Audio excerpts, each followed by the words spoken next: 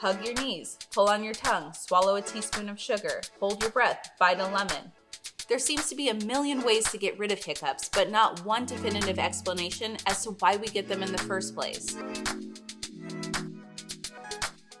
We might have an ancient amphibian ancestor to thank. Tadpoles exhibit a very similar motor reflex when they intake water and air through their gills. Another theory? Hiccups help fetuses prepare for life outside the womb by essentially exercising their lungs.